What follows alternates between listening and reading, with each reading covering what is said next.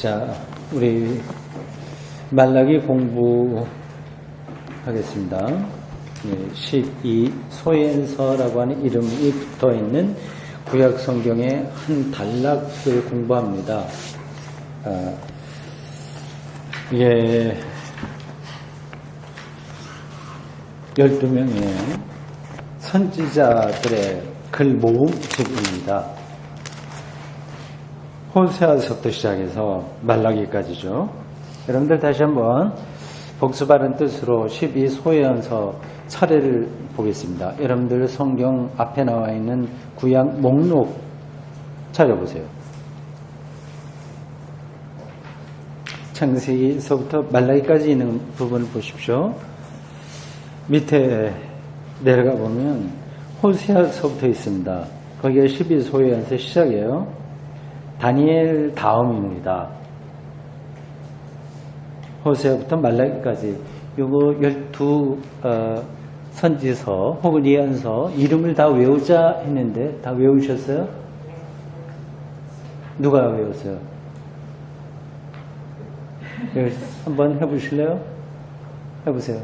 호세아, 요엘, 아모스, 오바댜, 요나, 이사, 나훔, 하박국, 스바냐, 학개, 스가랴, 말라기.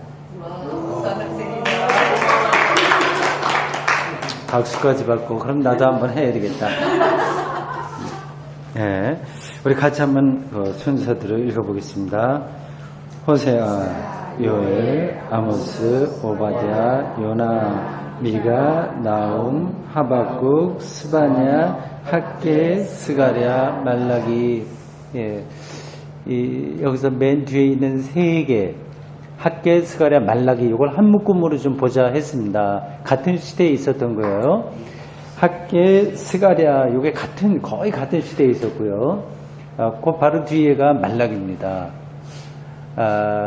이 학개, 스가랴 선지자 활동과 그 말라기 선지자 활동 사이에 유대에 어떤 사건이 있었는데 그게 뭐죠? 성전 봉헌이죠. 성전 봉헌. 그 성전 봉헌은 솔로몬이 다윗의 아들 솔로몬이 성전 짓고 봉헌한 거하고는 다른 거예요. 혹시 이게 비슷한 걸로 착각하고 계신 분 안 계시죠? 다른 겁니다. 솔로몬은 이미 오래전에 성전을 건축해서 봉헌을 했고요. 그게 무너졌습니다. 그게 무너진 때가 시대적으로 하면 기원전 587년이에요.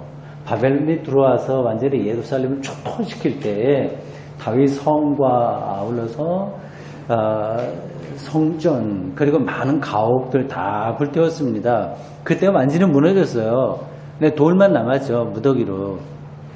그렇게 이제 좀 지나다가 이제 바벨론 포로로 잡혀가고 바벨론 포로기가 보통 한 50년 정도 잡습니다. 기원전 587년에서 50년 내려오면 언제죠? 538년 혹은 537년 그 정도 돼요. 그 한 50년 기간이 바벨론 포로 기간이에요. 근데 보통 우리가 바벨론 포로 많이 들었지 않습니까? 6세기 중반에 있었던 거예요. 이 이야기가 구약을 이해하는데 왜 중요하냐 하는 것은 내가 누누이 이야기했습니다. 성경은 다 역사적 배경이 있는 거예요. 공중에서 떨어져 있는 게 아니라 선지자들과 이 성경 기자들은 구체적인 역사적 배경 가운데서 그걸 기록한 거예요. 어떤 필요성 때문에 한 거예요. 어떤 신학적인 논쟁이 불거졌기 때문에 거기에 대답하기 위해서 기록한 겁니다. 창세기도 마찬가지예요. 창세기 옛날부터 하나님이 어떻게 창조한 걸 누가 본 사람도 없죠. 하나님 창조한 걸 누가 봤습니까? 보고 쓴 게 아니에요, 이게. 그리고 아브라함 그 이야기도 누가 그 자리에 다 활동한 걸 기록했습니까? 그게 아닙니다. 그래서 성경이 근거가 불확실하다는 것을 제가 말씀드리려고 하는 게 아니라 그게 기록되든 다 역사적 배경이 있다고 하는 거예요. 그 배경을 다 송두리째 빼어놓으면 조금 이 성경을 왜곡할 수 있고요.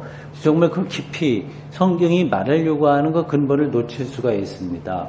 그래서 역사를 늘 잘 봐야 돼요. 근데 그 구약에서 가장 중요한 역사가 두 가지라고 할 수 있습니다. 두 가지. 하나는 587년의 이 역사예요. 이 바벨론 포로로 잡혀가서 50년 동안 머물렀던 이게 왜 구약을 이해하는데 중요하냐? 뭐 그거 질문만 갖고도 뭐 1시간 동안 우리가 많은 이야기를 할 수 있습니다. 그냥 답만 간단하게 말씀드리면 이렇습니다. 바벨론에 의해서 예루살렘이 파멸되니까 그 유대 사람들이 어떤 갈등 혹은 어떤 신앙적인 문제의식이 나오겠어요. 당연히 이제 나오게 되죠. 자기들이 믿고 있는 하나님이 전능하신 분인 줄 알았더니 나라가 이 모양 이 꼴 되고 다 망하고 된 거 보니까 이거 정말 우리가 하나님 잘못 믿은 건가? 하나님이 없는 거 아닌가? 하나님이 전능하지 않은 분이 아닌가? 그러한 문제의식을 갖게 됩니까? 안 갖게 됩니까? 당연히 갖게 되는 거예요.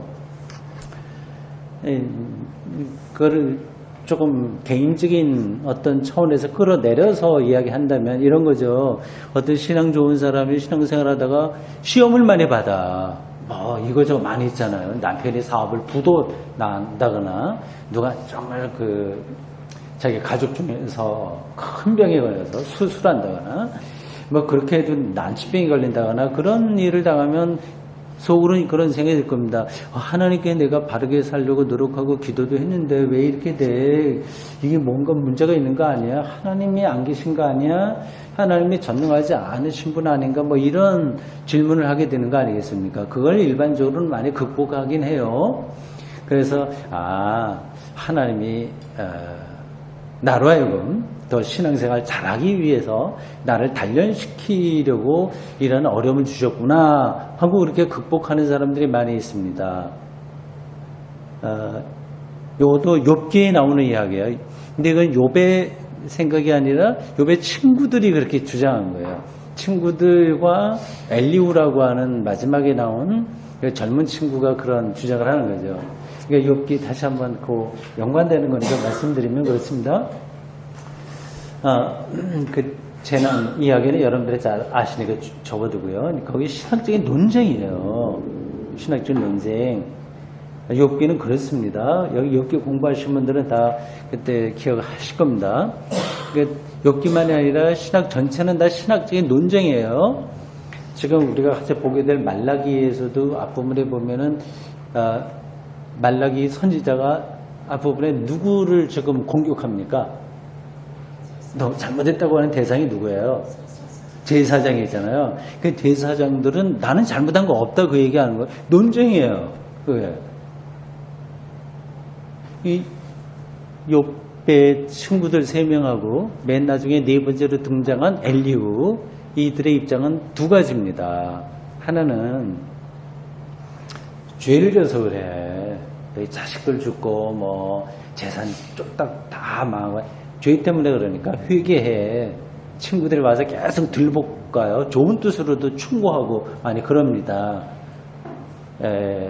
그리고 네 번째가 엘리후가 와서 하는 건 조금 더 한 걸음 더 나가서 죄라는 이야기보다도 이건 너를 단련시켜서 더 하나님을 잘 믿게 하려고 하는 그 시험이야. 하나님 주신 시험이야. 그러니까 이겨야 돼. 이런 식으로 합니다. 이 두 가지 뭐 지금 교회에서도 많이 이렇게 배우잖아요. 근데 이게 욥은 이 두 가지를 받아들이지 않아요. 그러니까 인간의 고난, 질병, 파탄 이런 것들을 어떤 죄와 아니면 단련시킨다고 하는 이 유대 지혜 전통 이거를 욥기는 극복하려고 하는 거죠. 이 바벨론 앞에서 바벨론 포로 여기 완전히 망하지 않습니까? 587년에. 그러니까 문제의식이 많이 일어나는 거예요. 근데 그것에 대한 답을 주는 것이 창세기예요. 요것에 대해서는 한번 제가 얘기했는데 왜 창세기 창조 사건이요? 뭐 창세기엔 여러 가지 이야기가 나와요. 창조 사건하고 그 다음에 인간의 타락과 그 다음에 족장들 이야기가 창세기에 나오는 거예요. 근데 이걸 전체를 다 묶을 수 있는데 그 중에 창조 사건만 생각해 보십시오. 질문하겠습니다. 잘 생각하세요. 성경은 생각을 해야 돼요. 이게 다 생각을 한 사람들이 기록한 겁니다. 그러니까 그들의 생각을 우리가 따라가지 못하면 이제 성경의 깊이로 들어가지 못하는 거예요. 이 두 가지를 여러분들이 연결시킬 수 있는지 아닌지 모르겠습니다. 바벨론으로 완전히 공격을 받아서 전쟁했다가 완전히 망해요. 그 사건하고 그래서 이거 하나님 이거 전능하지 않은 분 아니야? 어떻게 된 거야? 그런 문제의식이 나온 거 하고 창세기에 하나님의 창조 사건하고 어떻게 연관될까요? 혹시 그것에 대해서 좀 생각이 되는 분이 있습니까?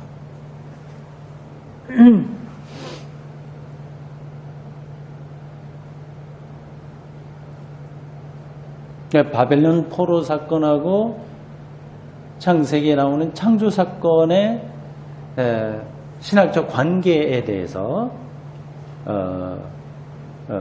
설명해 봐라 이런 질문을 드리는 거예요. 보통 이제 뭐 학교에서 학생들 시험 치듯이 그걸 이제 잘 설명해야 어떤 그 생각하는 어디로 들어가는 거잖아요. 그러니까 성경은 우리로 하여금 딱딱딱딱 정답을 주는 게 아니라 질문하게 하는 거예요. 그래서 답은 성령과의 관계에서 자기가 찾아야 되는데 우리가 공부 시간이니까 여러분들에게 이 성경 텍스트의 세계 속으로 좀 들어가서 생각해 보시라는 뜻으로 이렇게 짓궂게 제가 질문을 드리는 겁니다. 뭘까요? 바벨론 포로 그 사건과 하나님의 창조 사건이 어떻게 연관될까요? 속으로 생각해 보십시오. 이건 제가 설명을 했어요. 옛날에도 뭐 욥기 할 때 했나 어디 할 때는 모르겠습니다. 한두 번 했어요. 근데 뭐 다 머리에서 지워졌을 겁니다. 아마 제가 지금 설명하면은 다시 기억이 날지도 모르겠어요. 저기 있는 나라가 망하고 다 포로로 잡혀가고 종으로도 잡혀가고 집들이 다 망가지고 완전히 풍지박산돼서 하나님에 대한 신앙이 흔들리는 사람들을 향해서 그 성서 기자들, 보통 우리가 말하는 성서 기자들, 선지자들, 또 조금 전문적인 더 용어로 하자면 제2문서, 피문서에 속했던 사람들이 준 답이 이제 창세기인데 이거죠. 너희들이 생각하듯이 하나님이 전능하지 않은 분이 아니야. 그걸 말하기 위해서 창조 사건을 기록한 거예요. 그러니까 창세기에 나와 있는 창조 사건은 하나님이 전능하시고 그래서 말씀으로 모든 것을 창조했다고 하는 사실을 이야기하잖아요. 그러니까 거기에 이제 초점을 맞추는 거죠. 그게 이제 대답인 거예요. 어쩌면 이게 이제 좀 이해를 하실 겁니다. 이게 욥기하고도 연관이 돼요. 어떻게 되는지 제가 설명하지 않아도 조금 느낌은 오실 거예요. 욥과 친구들의 논쟁 가운데서 그 서로 논쟁하면서 그들이 대답을 얻었습니까? 못 얻었거든요. 욥이 친구들을 제압했어요. 논리적으로 제압 못했고 욥의 친구들이 욥을 논리적으로 제압했습니까? 그것도 못했어요. 근데 나중에 욥이 여태까지는 내가 귀로 듣기만 했는데 이제는 눈으로 봅니다. 그런 고백을 하지 않습니까? 그 앞에 하나님이 여호와 하나님이 한 3장인가 4장에 걸쳐서 많은 말씀을 하시잖아요. 그 내용이 뭐예요? 창조 사건인 거예요. 이 세계가 얼마나 신비로운지 봐라. 그걸 통해서 이제 네 죄 때문이야. 아니면 너를 단련시키기 위해서 온 시험이야. 이런 것으로도 설득당하지 않았던 욥이 그제서야 이제는 눈으로 봅니다 하잖아요. 그러니까 그게 바벨론 사건하고 창조 사건하고 연관되는 거고 같은 신학적인 토대인 거예요.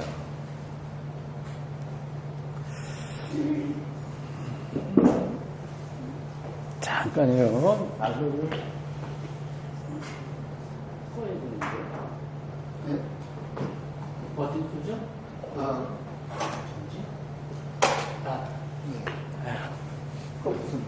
그렇습니다. 예. 아, 덥네요. 여기서 하다 보니까. 더운, 지난주에는 좀 제가 추워 있는데, 제가 지금 더워하는 이유 세 가지를 말씀드릴게요. 이 목사가 돼갖고 또 신학을 전공했다고 해서 자꾸만 논리적으로 설명하려고 하는데 이게 좋은 습관은 아니거든요. 근데 이게 또 재미있으니까 드리는 겁니다. 세 가지.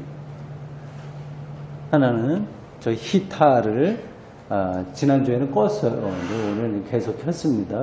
제가 계속 키라고 그랬습니다. 공부할 동안에 약간 소리가 나도 된다. 잘 키신 거고요. 두 번째, 제가 옷을 많이 입고 왔습니다.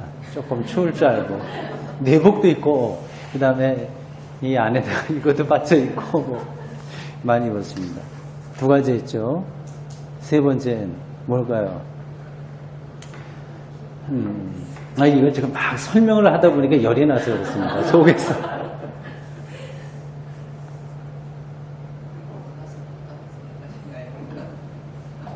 그러니까, 어디서요? 그렇군요. 네 개네요, 이유가. 전기난로가 더 가까이 왔군요. 네. 그러니까 어떤 생각이라고 하는 거, 제가 생각을 여러분들에게 전하는 거 아니겠습니까? 근데 지금 말한 것들, 그 생각에서 나오는 게 다 준비됐던 건 아닌 거예요. 저의 생각과 마음과 저의 어떤 속에 숨어있던 것들이 누에고치 실이 이렇게 빠지듯이 나오게 되는 거거든요. 어떤 때는 그게 꼭 막히는 경우도 있고, 어떤 때는 이렇게 나오는 경우도 있어요. 그런 것들이 어떤 그 영적인 에너지일 수도 있고요. 뭐 지성적인 작업일 수도 있고, 그게 이제 잘 되면 안에서 뭐 열이 나는 거죠.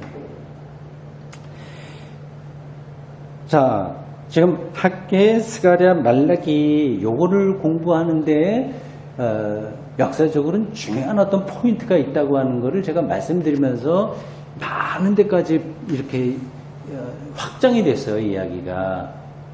창세기와 욥기 이런 것까지 다 있습니다. 이게 다 연관되는 거예요. 그걸 더 나가면 예수 그리스도의 십자가 사건까지도 연관해서 제가 설명할 수 있습니다.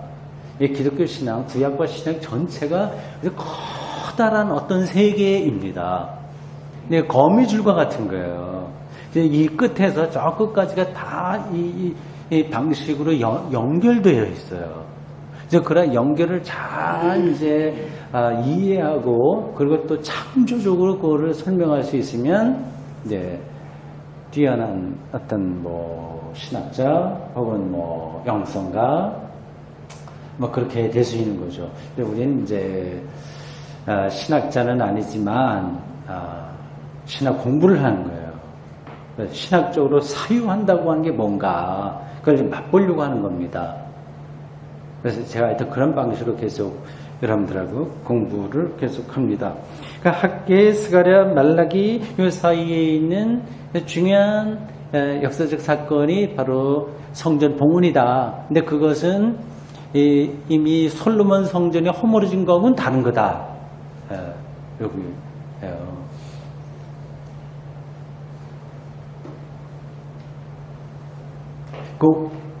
지금 무너진 봉헌한 곡이 몇 년도죠? 587년. 아니, 그 무너진 거고, 다시 세우죠. 봉헌한 거. 515년.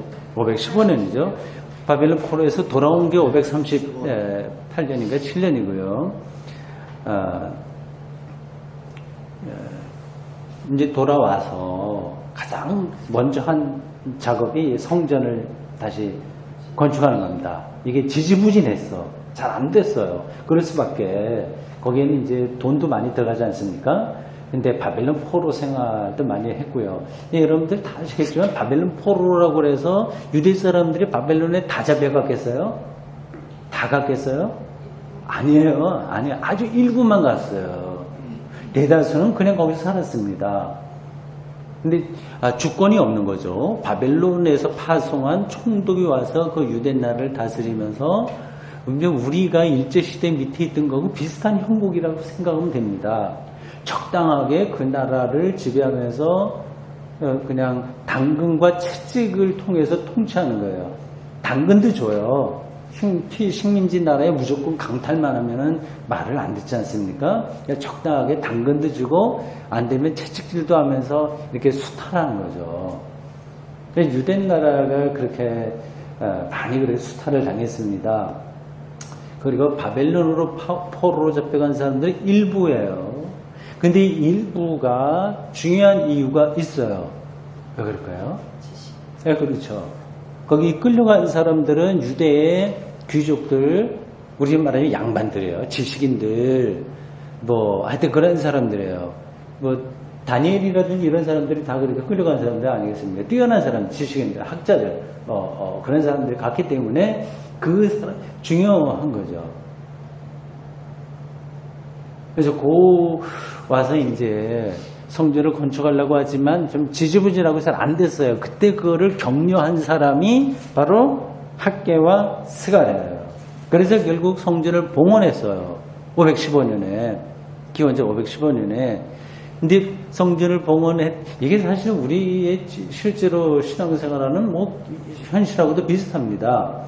교회당을 건축할 때 힘들잖아요. 그래서 누가 하여튼 부흥회를 하든지 어떻게 하든지 하여튼 억지로 하든지 해서 졌어요.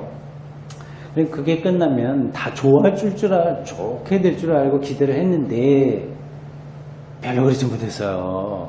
그 유대 나라가 성전을 봉헌했으나 별로 좋아지지 않아서 다 낙심하고 있을 때, 그리고 신앙생활도 좀 처져 있을 때 선지자로서 활동한 사람이 바로 이 말라기입니다. 네, 그 성전이 봉헌됐으니까 그 성전에서 활동하던 사람들이 또 중심 세력이 되잖아요. 제사장들입니다. 근데 그들이 똑바로 못해요. 그들만 이상해서 그런 게 아니라 유대 그 당시 백성들이 다 좀 낙심하고 있었을 때이기 때문에 어쩔 수 없는데 그걸 이제 말라기가 질책을 하는 거죠. 그 내용이 말라기서에 있습니다. 말라기에 있습니다. 말라기 서라고는 안 해요. 옛날 성경에는 서자가 많이 들어가는데 지금은 다 뺐습니다. 자, 우리가 지난번 말라기 1장을 두 번에 걸쳐서 좀 봤습니다. 여러분 말라기 1장 6절 보십시오. 거기에 소제목 보시면 제사장과 백성들의 죄 이렇게 되어 있습니다. 그 내용 한번 쭉 보십시오. 지난주에 한 이야기입니다. 오죽 힘들었으면 말라에게 이런 얘기를 합니까? 그거보다도 먼저 서로 논쟁이라고 하는 걸 제가 한번 다시 확인해 드리겠습니다. 6절 보십시오. 말라기 1장 6절. 내 이름을 멸시하는 제사장들아, 나 만군의 여호와가 너희에게 이르기를 아들은 그 아버지를 종은 그 주인을 공경하나니 내가 아버지일진데 나를 공경함이 어디 있느냐. 그러니까 제사장을 아들로 이렇게 비유했어요. 아주 이렇게 책임감이 있고 특별하게 선택했다고 하는 뜻이죠. 내가 주인일진데 나를 두려움이 어디 있느냐. 이게 상투적으로 생각하시면 안 돼요. 그러니까 이 제사장들의 마음이 하나님에게 가 있지 않은 거를 지금 짚고 있는 거예요. 그러자 제사장들이 뭐라고 얘기하냐. 너희는 이르기를. 여기서 너희는 누구죠? 제사장들이에요. 반론이 나오는 거예요. 우리가 어떻게 주의 이름을 멸시하였나이까 하는도다. 우리는 늘 하는 대로 제사 잘 드리고 등등등 잘했어. 근데 우리가 뭘 어떻게 했다고 자꾸만 뭐라 하냐. 하나님의 이름을 우리가 언제 멸시했냐. 이렇게 하는 거예요. 이건 관점이 다른 거죠. 그 당시 제사장들은 그 정도만 하면 된다고 생각을 한 반면에 말라기는 그건 하나님의 이름을 멸시하는 거야. 이렇게 하는 거죠. 쭉 그렇게 내려오고요. 말라기가 볼 때 이건 신학적인 논쟁입니다. 제사장과 선지자의 이 갈등이에요. 오죽에 있으면 말라기가 이렇게 얘기합니다. 10절 보십시오. 만군의 여호와가 이르노라. 만군의 여호와가 이르노라. 이런 거 보면 하나님께서 직접 뭐 입을 열어서 말한 것처럼 느껴지죠? 이런 거 읽을 때 여러분들 느낌이 어떻게 오세요? 이런 구절들이 많이 있지 않습니까? 하나님이 가라사대라든지 말씀하시기를 했을 때 어떤 그림이 떠올라요? 정말 뭐 이렇게 옥황상제와 같은 그런 위치에서 막 소리를 내갖고 말하는 것처럼 느껴지는 분도 있을 겁니다. 그렇지 않습니다. 하나님은 어떤 성대가 있거나 목소리 또 언어를 통해서 뭐 독일어, 히브리어, 뭐 아람어 이런 걸 통해서 말씀하시는 분은 아닌 거예요. 이건 이제 선지자들이 하나님으로부터 받은 신탁에 근거해서 과감하게 하나님의 뜻이 이렇다고 하는 것을 표현하는 문학적 하나의 방식인 거예요. 그래서 이건 하나님의 말씀이 아니겠네. 그럼 하나님 말씀이 아닌 걸 자꾸만 하나님께서 이렇게 말씀하셨다고 하는 거란 말이냐. 그렇게 오해하시면 안 됩니다. 하나님은 사람을 통해서 말씀하시니까요. 그 사람이 얼마나 똑바로 하나님의 말씀을 선포하느냐 선포하지 않느냐에 따라서 그것이 하나님의 말씀이 될 수도 있고 안 될 수도 있는 겁니다. 그러니까 제가 목사가 설교하는 게 이게 뭐 보통 하나님의 말씀을 선포한다고 하지만 결국은 목사의 말이에요. 그렇죠? 성경을 갖다가 해석하는 거예요. 그거는 위험성도 상당히 많이 있습니다. 그러니까 자기 말인데도 그걸 하나님의 말씀이라고 호도할 수도 있는 거죠. 이 말라기가 예언을 이 말씀을 이런 설교 이게 설교예요 말하자면 말라기, 예레미야, 뭐 이사야 이 사람들이 그렇게 설교를 할 때 그 당시 사람들이 맞아 하나님이 우리에게 주신 말씀이야 이렇게 아멘하고 다 받아들였을까요? 그렇지 않습니다. 그래서 서로 이제 논쟁이 많은 사람들, 선지자들도 많았어요. 그래서 뭐 이렇게도 말하고 저렇게도 말하고 많이 그랬습니다. 그게 이제 세월이 지나면서 역사적인 비판을 받으면서 하나님의 말씀으로 살아남은 게 성경 안에 들어온 거예요. 그렇지 못한 것은 제외됐습니다. 이 구약 성경은 오랜 세월에 걸쳐서 유대 민족에서 나온 수많은 문헌 중에서 선택된 거예요. 취사 선택된 거예요. 이 이외에도 많습니다. 예, 여기서 말라기가 그렇게 과감하게 전합니다. 너희가 내 제단 위에 헛되이 불사르지 못하게 하기 위하여. 그러니까 너희들이 지금 뭐 하나님의 이름을 멸시하지 않았다고 하면서 형식적으로 제사를 드렸는데 더 이상 그렇게 하게 하지 않기 위해서 너희 중에서 성전 문을 닫을 자가 있었으면 좋겠다. 말라기의 강력한 주장인 거죠. 이럴 바에야 성전 닫아라. 더 이상 제사 드리지 말아라. 너희들이 제사를 드려야만 하나님의 제사, 하나님께 드린 예배가 완성되는 게 아니다. 그렇게 질책을 하는 거죠. 준엄합니다. 뭐 이런 것들이 그 당시 2500년 전만이 아니라 오늘날에도 통용되는 맞는 그러한 이야기일 수 있어요. 차라리 그럴 바에야 예배 드리지 말지. 뭐 기복주의에 빠진다거나 예를 들자면은요. 사람의 어떤 그 마음에 들기 위한 뭐 그런 쪽으로 간다거나 하여튼 뭐 설교도 그렇고요. 그럴 바에야 그는 닫아버리는 게 낫겠다. 뭐 그런 심정이 들 때가 많이 있긴 있습니다. 조금 더 그 구절을 읽어보겠습니다. 내가 너희를 기뻐하지 아니하며 너희가 손으로 드리는 것을 받지도 아니하리라. 이런 이야기를 제사장이 들었을 때 기분이 어떻겠어요? 완전히 이건 정말 자존심 상하는 그런 얘기입니다. 이 제사장들이 늘 뻔뻔한 사람들은 아니었어요. 나름대로는 최선을 한 거예요. 근데 그거를 선지자가 이렇게 정말 얼굴이 좀 막 붉어질 정도로 면박을 주고 있으니 참 딱한 거죠. 참 받아들이기 힘든 거죠. 자, 그런 내용들이 14절까지 있습니다. 오늘 2장 연결되는 문제인데 조금 더 구절을 읽고 보도록 하겠습니다. 2장 1절부터 9절입니다. 2장 1절부터 9절 교독하겠습니다. 너희 제사장들아 이제 너희에게 이같이 명령하노라. 너희가 만일 듣지 아니하면 마음에 드지 아니하여 내 이름을 영화롭게 하지 아니하면 내가 너희에게 저주를 내려 너희의 법을 저주하리라. 내가 이미 저주하였나니 이는 너희가 그것을 마음에 두지 아니하였으니 보라 내가 너희 자손을 꾸짖을 것이요 똥 곧 너희 절기의 희생의 똥을 너희 얼굴에 바를 것이라. 너희가 그것과 함께 제하여 버림을 당하리라.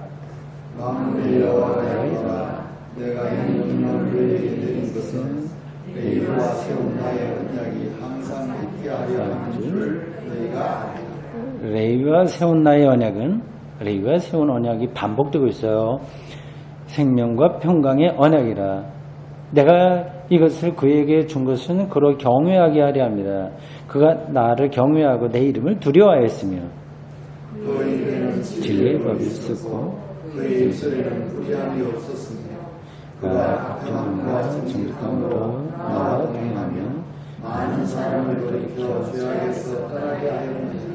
제사장의 입술은 제식을 지켜야 하겠고 사람들은 그의 입에서 율법을 구하게 되어야 할 것이니 제사장은 만군의 여호와의 사자가 됨이거늘.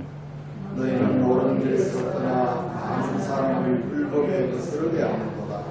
나 만군의 여호와가 이르노니 너희가 레위의 언약을 깨뜨렸느니라. 다 함께 너희가 내 길을 지키지 아니하고 율법을 행할 때에 사람을 치우치게 하였으므로 나도 너희로 하여금 모든 백성 앞에서 예수와 천대를 당하게 하였느니라 하시니라. 아멘.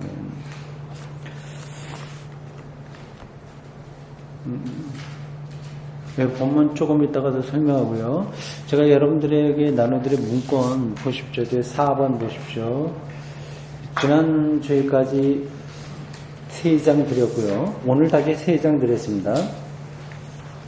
오늘 처음 오신 분들은 지난 것도 좀 받아보십시오. 은종희 집사가 그거를 보관하고 있습니다. 1, 2, 3 요거는 제가 지난번에 했고 4번 보겠습니다. 5번은 다음 주에 좀 보충하겠습니다. 오늘도 봐서 조금 필요하면 하도록 하겠어요. 4번 보십시오. 이제 구약 성경 전체 구조가 거기 나와 있습니다. 왼쪽에 있는 그 일부 5경이에요. 5가지 성경입니다. 보통 모세오경이라고 많이 얘기합니다. 창세기, 출애굽기, 레위기, 민수기, 신명기 이렇게 되어 있습니다. 거기 번호를 통해서 정리되어 있으니까 보십시오. 5경의 구조와 성자 이건 성서 입문이라고 하는 그 책에서 그 앞부분에 나와 있는 그 차례를 제가 복사한 거예요. 5경, 모세 5경입니다. 원역사는 창세기 1장부터 11장까지예요. 그건 사실적인 역사가 아니라 역사의 근본이 된다는 뜻으로 원역사라고 부릅니다. 창세기 12장부터 50장까지는 족장사 이렇게 되어 있습니다. 그래서 신명기까지가 5경이에요. 제 2부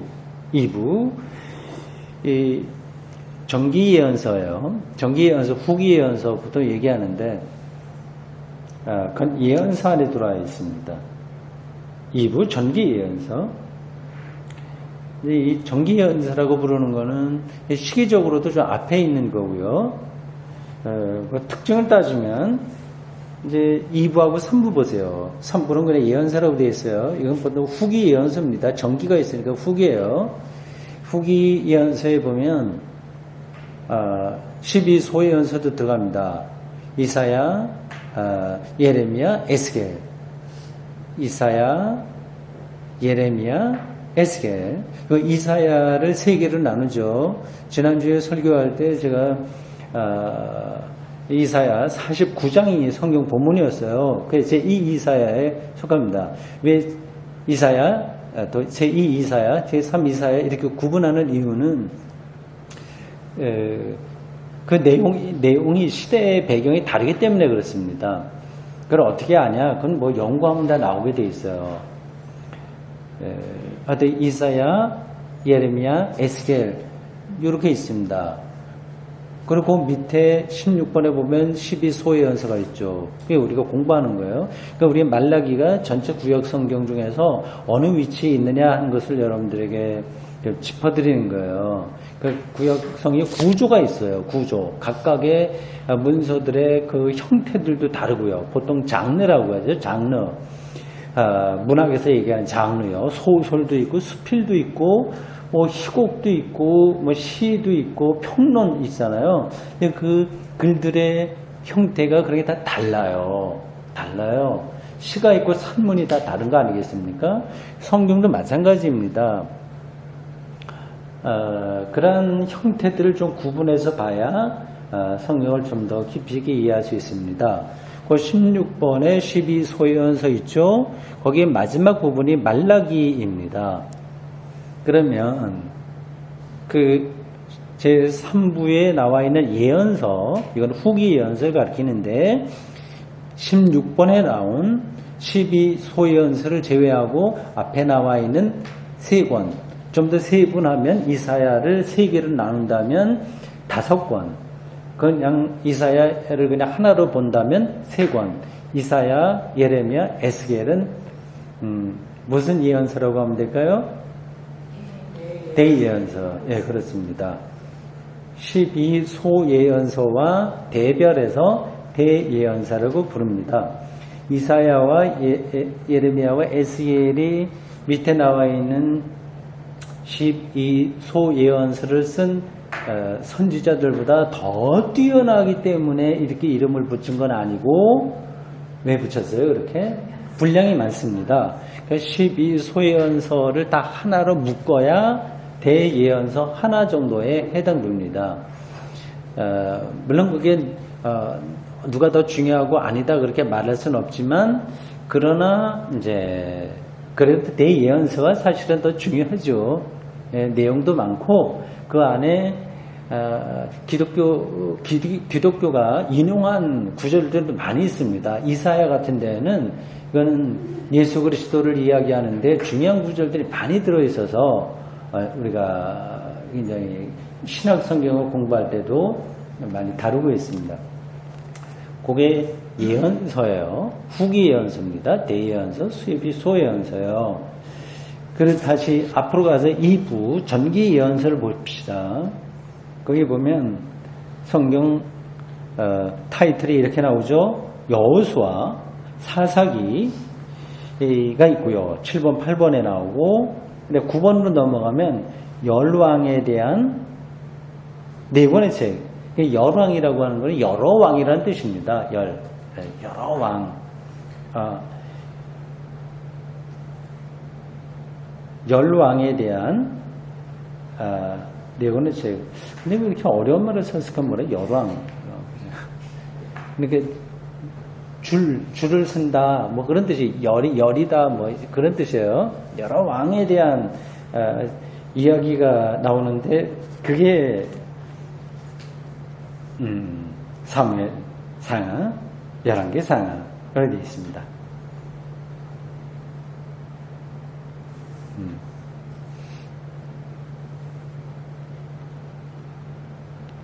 네. 퀴즈를 하나 내야 되겠네요. 이건 퀴즈라기보다도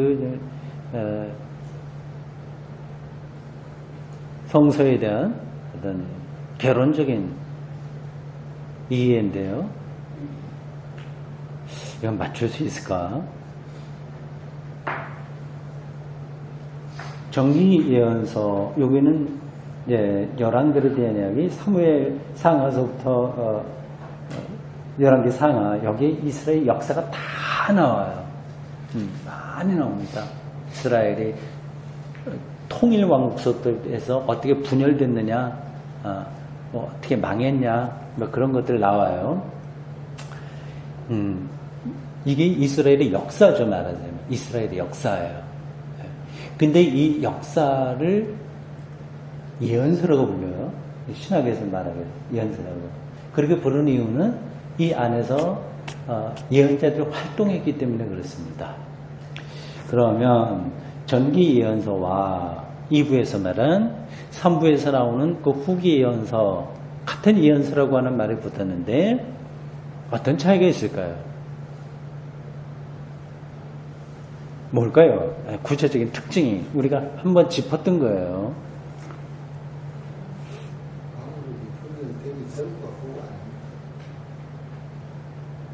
이스라엘의 남과 북으로 분열되기 전은 전기 예언서, 후는 후기 예언서. 그랬으면 오죽이나 좋겠습니까만은 여기 이미 전기 예언서에 다 그 역사가 포함되어 있어요. 예, 통일왕국, 분열왕국 다 그 안에 있는 이야기입니다. 예? 똑바로 얘기하세요. 속으로 물어보지 말고. 내가 못 알아듣겠어. 그냥 왕국 예언자는 이렇게 그냥 우리 앞에 있었던 왕국 예언자는 성적 예언자라고 합니다. 앞에 있는 전기 예. 그리고 나머지는 하나님한테 직접적으로 말씀을 받아들입니다. 예. 직접적인 그 기선. 예. 뭐 그러한 특징으로 얘기를 할 수도 있긴 합니다. 그러나 핵심은 아닌 거예요. 제가 뜸들이지 말고 딱 얘기해버리면 기억에서 없어지니까 계속 제가 뜸을 들고 있어요. 그래야지 안 잊어버리지.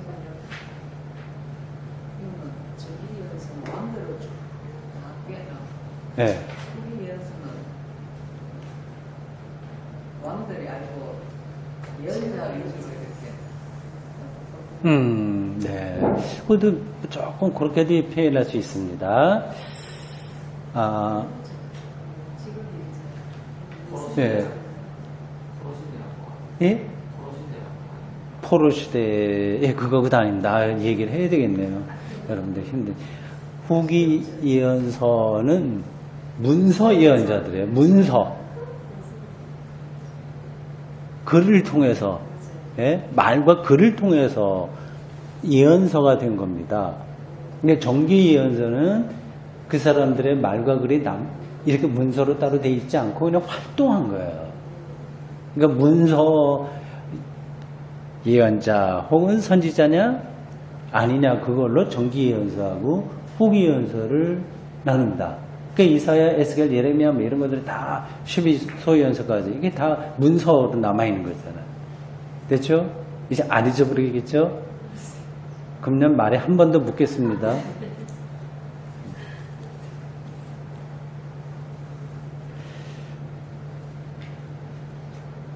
예, 구약의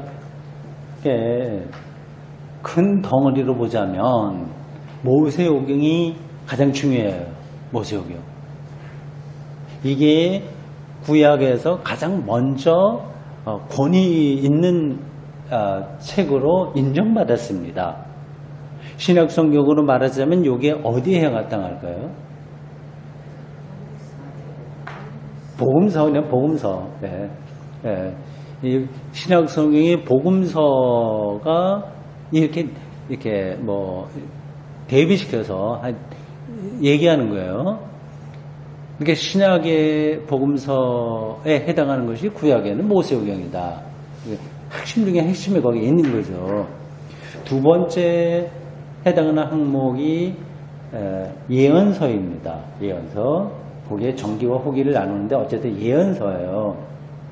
예언자들의 활동과 예언자들의 말과 글을 적어놓은 것이죠. 요게 이제 두 번째로 중요합니다. 구약에서는. 두 번째로 중요하다고 하는 말은 그만큼 모세오경 다음으로 유대인들에게 이게 중요한 문서로 인정을 받았다고 하는 거예요. 그러니까 39권 구약 성경 전체가 한꺼번에 하나님의 말씀으로 인정받은 게 아닙니다. 차근차근 천천히 유대인들에게 이건 정말 하나님의 말씀으로 권위가 있어. 그게 다 받아들여져야 되는 거 아니겠어요? 그런 기간이 있었습니다. 그게 이제 가장 권위 있게 된 거는 모세오경, 가장 빨리. 두 번째는 예언서.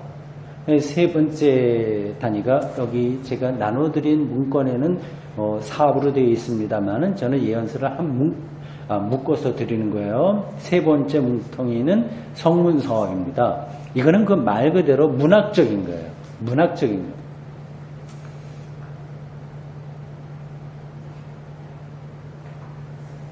보십시오.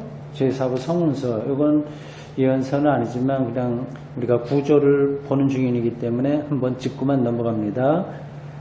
시편, 욥기, 잠언, 그리고 다섯 두루마리, 룻기, 솔로몬의 노래 아가, 전도, 예레미야, 애가. 이것도 문학적인 걸로 다뤄요. 에스더입니다.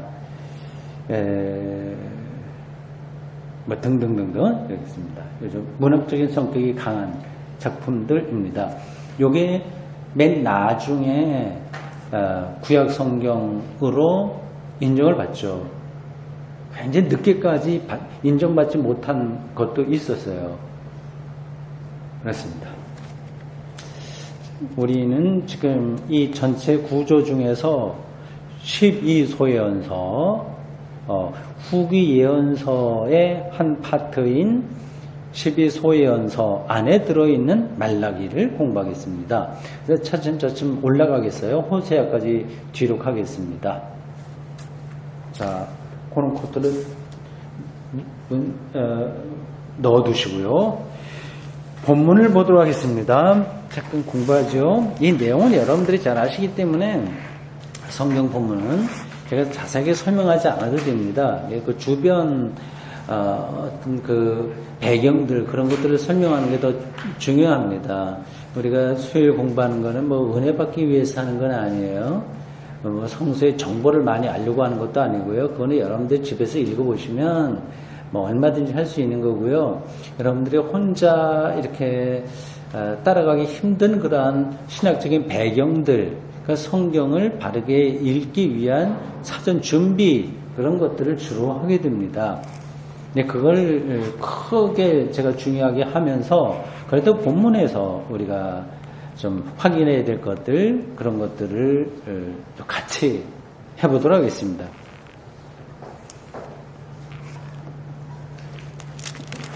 1장 6절에서부터 14절까지 거기는 이제 제사장들에 대한 비판이 있었고요. 근데 그게 이어집니다. 2장 1절부터 9절까지 이어집니다.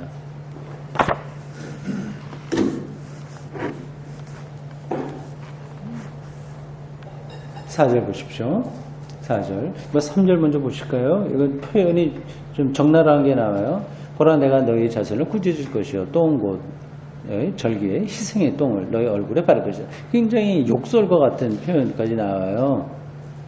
너희가 그것과 함께 제하여 버림을 당하리라. 그러니까 과격하게 지금 선지자가 제사장을 비판하고 있습니다. 그러면서 이제 중요한 이야기들을 시작하죠. 4절 보십시오. 만군의 여호와가 이르노라. 그런 게 지금 반복되고 있어요. 만군의 여호와, 만군의 여호와. 이런 표현들은 조금 특이하긴 합니다. 신학에 전문적으로 들어가게 되면 이건 말라기의 표현이 아니다 그런 얘기도 있습니다만 거기까지는 여러분들 생각할 필요 없습니다. 만군의 여호와가 이르노라. 내가 이 명령을 너에게 내린 것은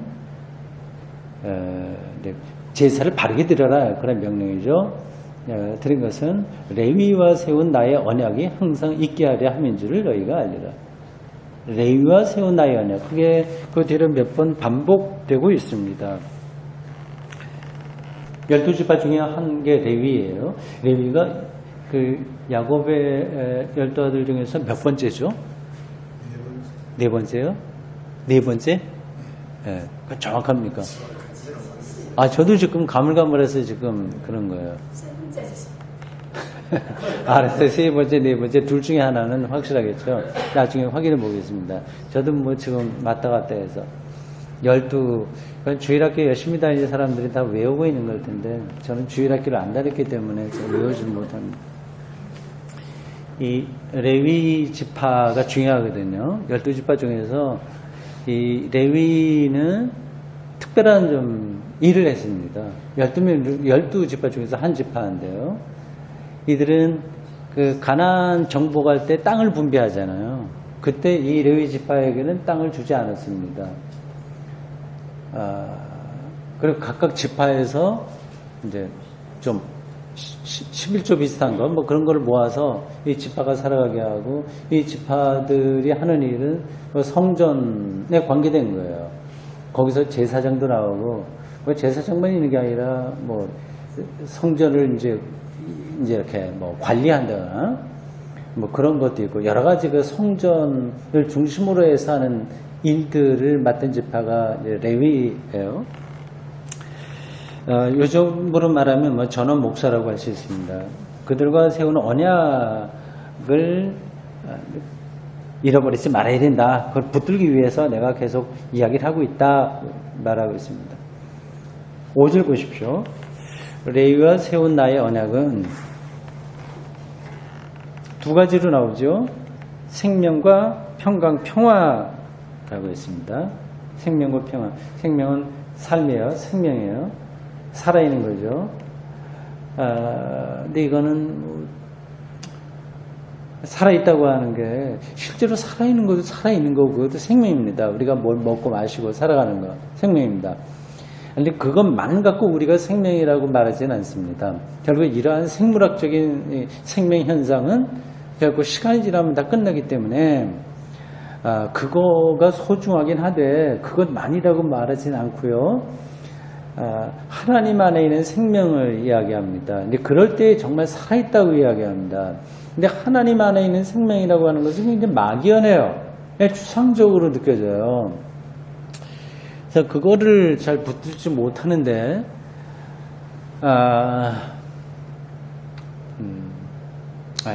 하여튼 뭐 그렇습니다. 그건 뭐 설교 시간에 제가 자주 이야기했기 때문에 여기서 더 길게 하지 않겠습니다. 그러니까 생명과 평화의 언약이라고 했습니다. 이게 두 가지가 또 연관되죠. 생명과 평화. 우리가 하나님 안에 있는 평화, 그거 생명과 좀 연관시켜서 말하면 그렇습니다.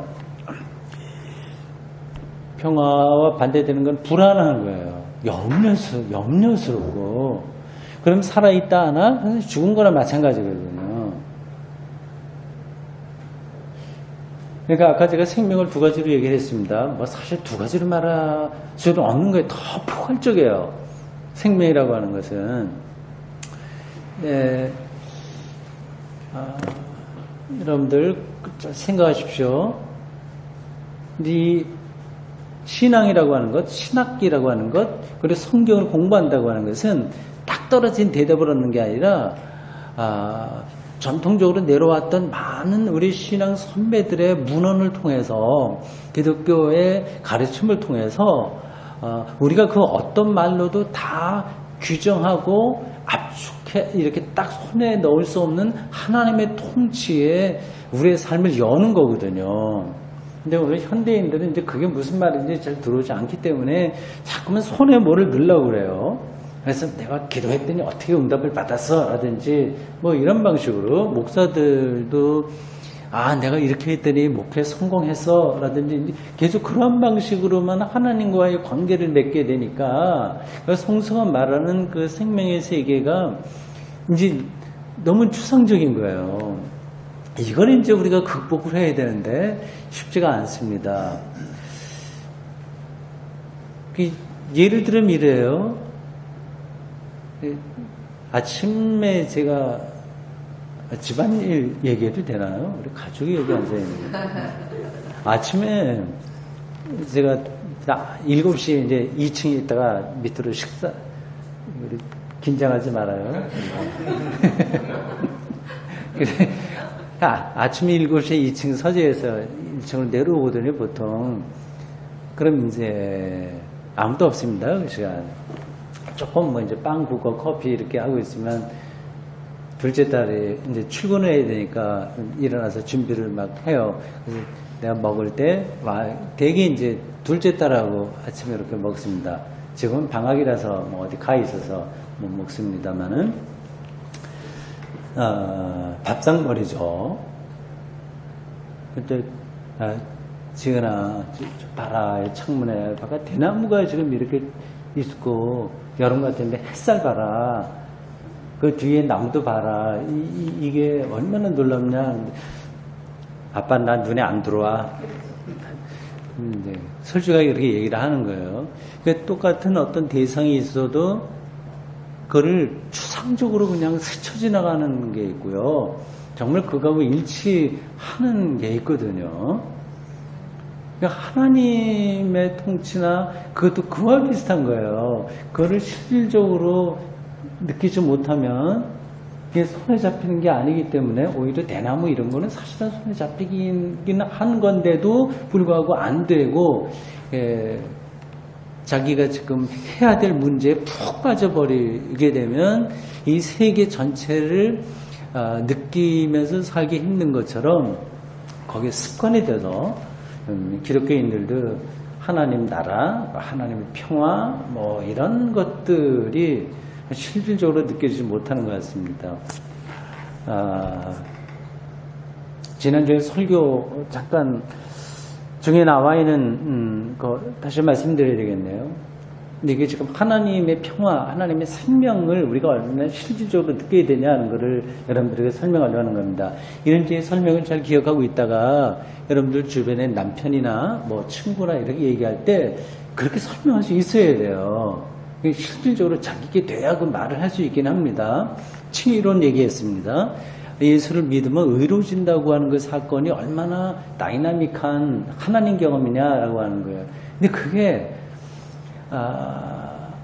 말뜻은 알죠? 칭의론이라고 하는 거예요. 예수 믿으면 하나님의 의롭다 인정받는다. 우리의 행위로서가 아니라 믿음으로 구원받는다, 의롭다 인정받는다고 하는 거라 가르침 아니겠습니까?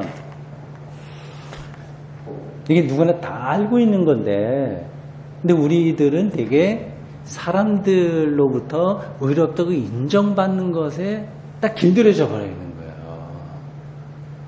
여기서 의롭다고 하는 것은 인정받는다는 뜻입니다. 저 사람 인생 잘 살았어. 뭐 자식도 뭐 잘 됐대. 아니면 뭐 굉장히 화목하대, 가정이. 그리고 사회적인 지위도 있어. 이런 게 다 인정받는 거 아니겠어요? 저는 그걸 부정한 뜻으로 드리는 말씀이 아닙니다. 거기 이제 길들여져 버려갖고, 다른 것에는 이제 우리의 눈길이 가지 않는 거죠. 그러니까 하나님이 인정한다고 하는 사실을 리얼하게 느끼지 못하는 겁니다.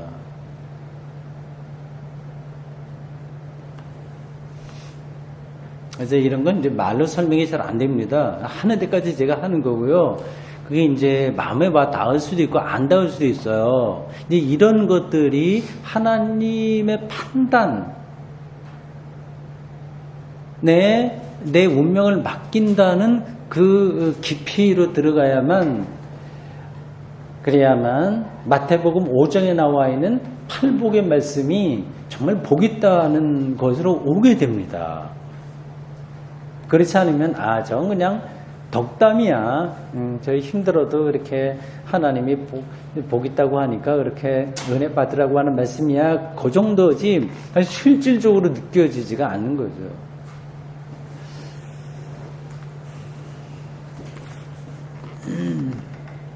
네, 그 5절 다시 보십시오. 이게 나의 언약은, 레위와 맺은 언약은, 이건 레위와 세운 나의 언약은, 이건 율법이에요. 나의 언약은 생명과 평강의 언약이다.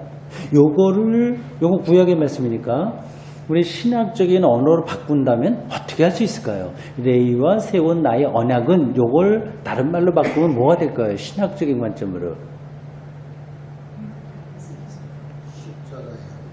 예. 그러니까 예수와 세운 나의 언약은 그렇게 하면 되겠죠. 예. 예수를 믿는 자를 의롭다고 인정한다. 우리의 죄를 대신해서 지셔서 어린 양처럼 도살장에 끌려가는 순종하는 어린 양이었다. 그래서 이방의 빛이 되었다. 그게 약속 아니겠습니까? 그리고 신약에서는 예수 그리스도 사건, 십자가 사건과 부활을 통한 생명의 약속이 있는 거잖아요. 그렇게 바꿀 수 있는 거죠. 여러분들이 텍스트 하나하나를 이렇게 이해하면서 가면 여러분들 신앙의 내용이 풍성해질 거예요. 겉돌지 않는 거죠, 기독교 신앙이. 레위와 세운 나의 언약은, 이건 말라기가 한 이야기나 우리 기독교적인 신학의 입장에서는 예수 그리스도와 세운 하나님의 언약은 이렇게 바꿀 수 있다 하는 거예요. 생명과 평화의 언약이라. 예수 그리스도가 하나님과 우리 사이에 맡긴 담을 허문 평화의 주이시라고 하는 것이 뭐 에베소, 빌립보 이런 데도 주제 아니겠습니까? 연관되는 거죠. 예. 그래서 초기 기독교인들이 구약 성경을 배척하지 않고 받아들인 거예요. 구약 성경에 근거해서 예수의 본질이 뭐냐, 예수의 정체가 뭐냐를 더 깊이 이해할 수 있기 때문에 그런 겁니다. 언약이다. 내가 이것을 그에게 준 것은 그로 두 가지예요. 그로 경외하게 하려 합니다. 그가 나를 경외하고 나의 이름을 두려워하였으며. 두 가지예요. 경외와 두려움. 경외와 두려움. 예, 하나님이 주시는 그 언약에 있는 생명과 평화를 경험한 사람들은 하나님을 경외하고 그리고 하나님을 두려워한다. 내 이름을 두려워한다고 하는 것은 하나님을 두려워한다는 거예요. 이름이라고 하는 것은 성경이에요. 뭐 성경만이 아니라 다른 데서도 그렇습니다. 이름은 그 이름을 가진 자의 정체를 얘기하는 거예요. 그러니까 내 이름이라고 하는 것은 하나님이죠. 하나님을 두려워하였으며, 그죠. 이게 두 가지가 경외와 두려움, 이게 하나님 신앙의 핵심 요소라고 할 수 있습니다. 예, 경외하고 두려움이 비슷하게 연관되는데 이걸 루돌프 오토라고 하는 종교학자의 용어로 바꾸면 혹시 그 용어 아시겠나 모르겠습니다. 이 거룩한 두려움이거든요. 거룩한 두려움. 그걸 전문 용어로 누미노제라고 합니다. 누미노제. 나중에 이런데 조금 더 관심이 있는 분은 집에 가서 인터넷으로 사전에 혹은 뭐 어떤 식을 통해서라도 누미노제라고 하는 단어를 쳐보십시오. 설명이 나올 거예요. 거룩한 두려움이죠.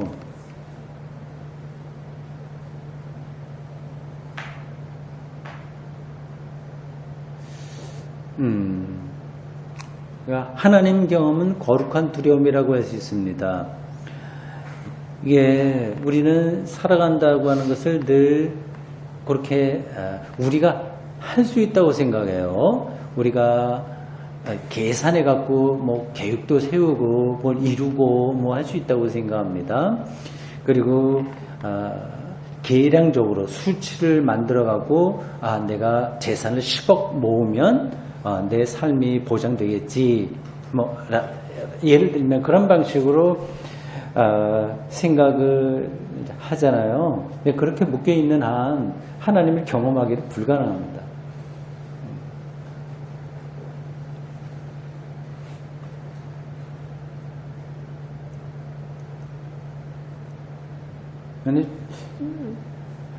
쉽게 그냥 일상적인 거로 말씀을 좀 드리면요.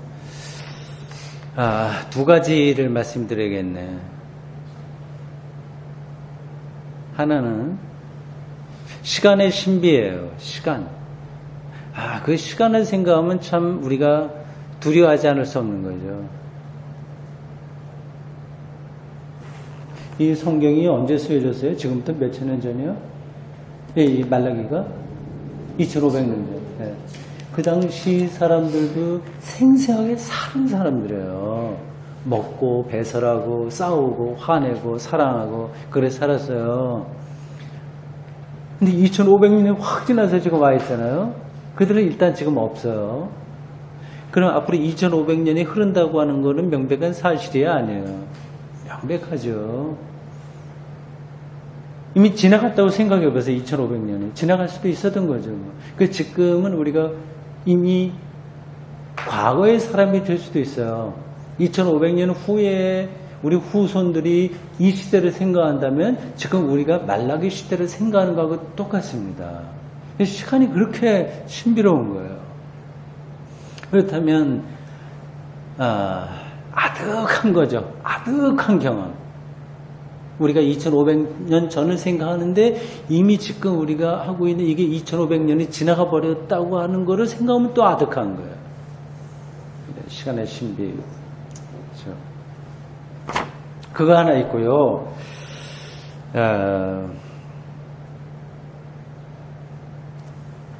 사물에 대한 겁니다. 사물.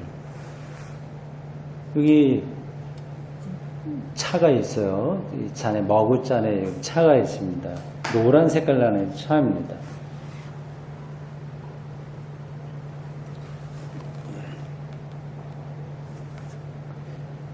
이 물이 어디서 왔을까요? 생각해보세요. 그 생각하면 아득합니다. 뭐 혹시 물 수도꼭지 트니까 오더라. 그렇게 대답하실 분은 없겠죠. 저 그거 질문한 거 아니에요?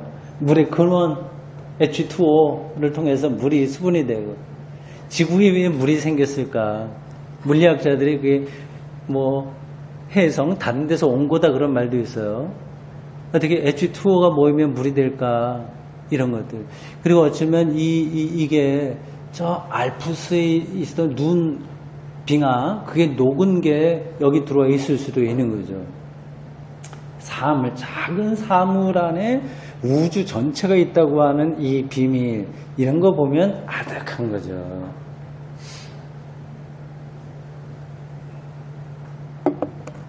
하나님은 이 모든 것들을 다 포괄하면서 더 신비로운 방식으로 이 우주와 이 세계를 통치하고 동시에 완성할 분이니까 이제 그 분 앞에 선다고 한다면 우리가 경외하고 두려워하지 않을 수 없는 거죠.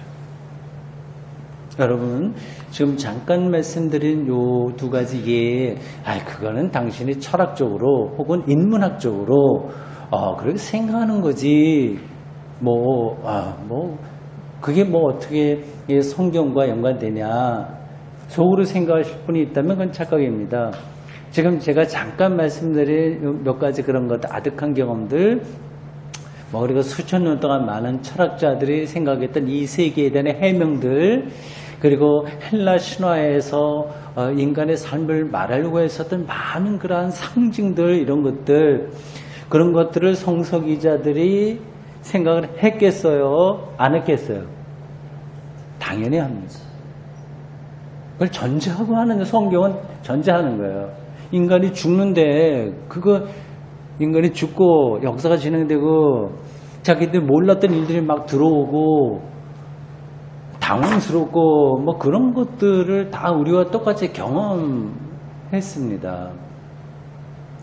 근데 그런 것들을 우리가 다 빼버리고 달달달달 외우면서 내가 아브람처럼 살아야지 누구처럼 살아야지 이런 식으로 하면 이게 나쁜 것은 아니지만 성서의 세계로 깊이 들어가지를 못하는 거죠.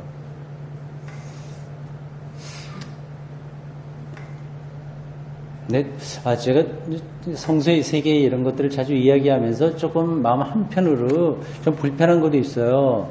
우리 교회 신자들이 새 성살에도 힘든데 교회 와서도 자꾸만 골치 아프게 머리 쓰게 되고 그게 얼마나 소용이 있을까? 그냥 재미있게 그냥 그냥 그렇게 위로해주고 뭐 그렇게 하면서 좀 바람직하게 사는 거 그렇게 해야 되는 거 아닌가 하는 생각이 조금 있긴 있습니다. 많지는 않아요.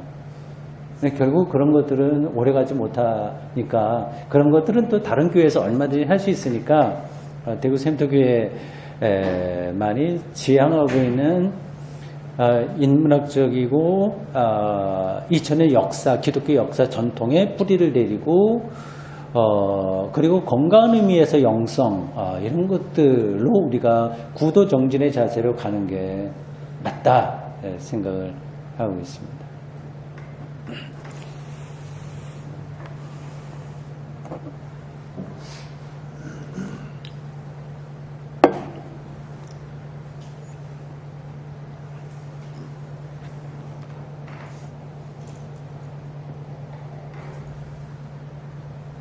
예, 9절 보십시오. 쭉 그런 제사장들 이런저런 얘기를 좀 하고 있습니다. 8절부터 보실까요? 너희는 옳은 길에서 떠나 여기서도 너희는 누구요? 제사장. 나름대로 최선을 하는 것 같이 보이지만 그러나 본질이 잘못되어 있는 겉모양으로만 제사를 드리나 하나님에게서는 마음이 떠나 있는 형식에 떨어져 있는 제사장들을 향해서 이 선지자 말라기가 호통을 치듯이 말하고 있는 겁니다. 옳은 길에서 떠나 많은 사람을 율법, 그건 하나님의 가르침이죠. 거스르게 한다. 만군의 여호와가 이르노니 너희가 레위의 언약을 깨뜨렸다. 레위와 세운 언약은 생명과 평강의 언약이고요. 하나님을 정말 경외하는 것, 이건 영혼의 깊이에서 하나님 앞에서 두려움과 떨림으로 자기의 삶을 온전히 맡기는 태도, 그런 것들을 잃어버리고 요즘 하는 그 인문학적 용어로 말하자면 하나님을 도구화하는 거예요. 신앙을 도구화하는 거예요. 그걸 이용해서 자기가 잘 먹고 잘 살자 뭐 그런 쪽으로 떨어지는 거죠. 하나님과의 존재론적 깊이, 그러니까 존재론적이란 말이 약간 좀 편하게 안 들릴지 모르겠습니다만 제가 그래도 자꾸만 그런 용어를 써요. 이제 그래야 그 용어가 주는 힘을 언젠가 느끼게 될 겁니다. 그러니까 하나님과의 관계가 그 어떤 다른 방식으로는 성립되지 않고 영혼의 차원에서만 가능한 그 관계를 가리켜서 하나님과의 존재론적 관계다 이렇게 표현합니다. 그거 하지 않고 도구적으로 이용하려고 하는 거, 신앙을, 하나님을. 이 선의로 한다고 하더라도 그것은 말라기가 볼 때는 잘못된 거거든요. 거스르게 하는 데다 만군의 여호와가 이르노니 너희는 레위의 언약을 깨뜨렸다. 그렇게 합니다. 9절 너희가 내 길을 지키지 아니하고, 이게 준엄한 얘기입니다. 율법을 행할 때 재밌어요. 사람에게 치우치게 하였으므로 나도 너희로 하여금 모든 백성 앞에서 멸시와 천대를 당하게 하였느니라. 이렇게 나와 있습니다. 사람에게 치우치게 하였다. 이게 무슨 뜻이냐 하면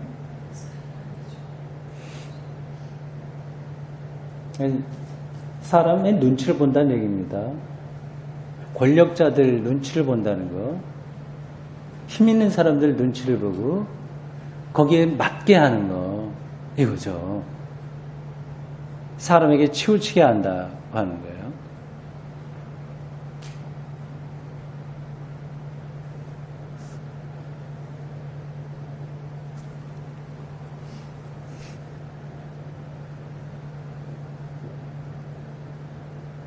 이런 일들은 많습니다. 지금도 많이 일어나고요.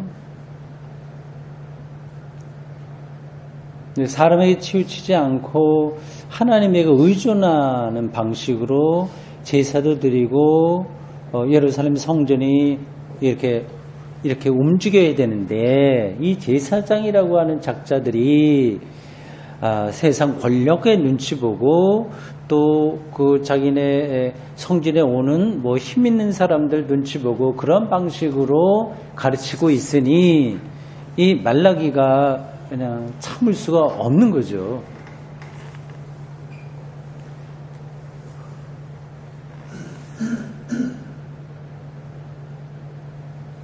네, 거기까지 하면 되겠습니다. 여러분들이 나중에 집에 가서 더 잘 읽어보시면 더 많은 거를 아실 수 있을 겁니다. 그냥 우리는 이제 비슷한 말들을 많이 여태까지 성경을 통해서 읽었기 때문에 은혜롭다, 조금 가슴이 뜨끔하구나, 좀 새롭게 해야 되겠네, 그 정도로 읽을 겁니다. 그것도 좋아요. 근데 이거는 굉장히 구체적인 문제들입니다. 말라기 시대 때의 제사장들이 어떤 태도로 예루살렘 성전을 운영했는가에 대한 아주 적나라한 고발입니다. 오늘날 이거는 목사들을 향한 비판하고 똑같은 거죠.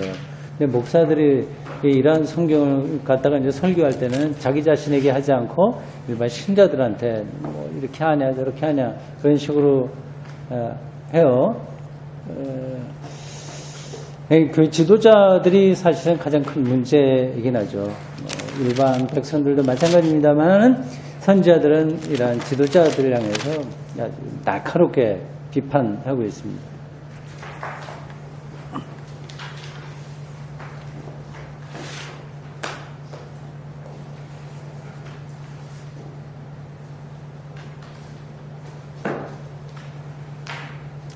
잠깐 보죠. 벌써 다 파장하는 분위기네요.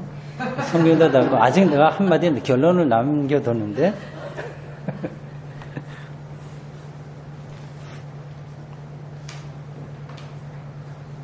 구절 끝에 보세요. 모든 백성 앞에서 멸시와 천대를 당하게 하였느니라. 제사장 너희들 사람 눈치 보고 자꾸만 그러니까 결국 너 사람들에게도 멸시당하게 될 거다. 이렇게 말라기가 충고 혹은 경고, 질책하는 겁니다. 어떤 면에서 이런 말들이 오늘 우리들에게 딱 어울리지 않냐. 한국에서 기독교의 문제가 드러나고 있는 것 같습니다.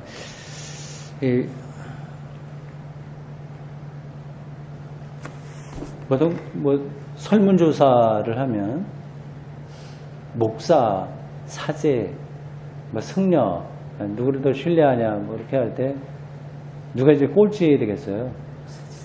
정말이에요? 나는 모르는데 목사가 제일 꼴찌입니까?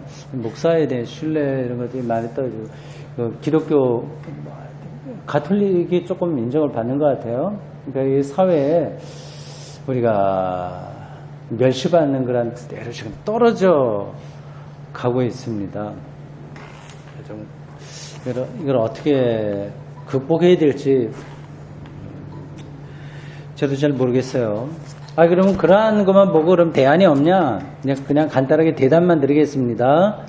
이제 이 말라기 시대의 제사장을 향한 경고가 우리하고 똑같기 때문에 그러면 어쩔 수 없다 그런 그냥 대안을 말씀드리면 두 가지입니다. 듣기만 하세요. 하나는 복음의 본질을 회복하는 거죠. 복음의 본질. 내부적으로 복음의 본질을 회복하는 겁니다. 그러니까 예배를 예배답게 드려야 되는 거죠. 제사장들이 사람 눈치 보고 그렇게 하듯이가 아니라 예배를 예배답게 드리는 것, 그게 이제 우선적으로 필요한 거고. 두 번째는 그건 이제 안에서 해야 될 우리의 문제고요. 또 하나는 교회 밖을 향해서는 교회가 교회 자체를 위해서가 아니라 세상을 위해서 존재하는 거라는 사실을 이제 분명하게 붙들고 있어야 됩니다. 두 가지였어요. 하나는 우리 내부적으로 복음의 본질을 회복하는 그러한 예배. 다른 하나는 바깥을 향해서 타자를 위한 존재로서의 교회의 자리매김. 필요하지 않나 생각합니다. 기도하겠습니다. 주님, 오늘 이렇게 주일을 지나고 한 주간의 중간 가운데 시간 수요일 오후에 만나서 말라기 말씀을 같이 공부했습니다. 2500년 전에 있었던 이 말씀이 오늘 우리에게까지 이렇게 전달되다니 얼마나 놀라운 일인지 모르겠습니다. 이것이 고대 유대 사회를 향한 말라기의 경고일 뿐만 아니라 오늘 바로 우리들에게 필요한 말씀인 줄로 압니다. 이런 말씀 공부를 통해서 우리의 영혼이 더 투명해지고 더 풍요로워지도록 인도해 주십시오. 다시 만날 때까지 주님께서 우리를 지키실 줄로 믿고 예수님 이름으로 기도합니다. 아멘.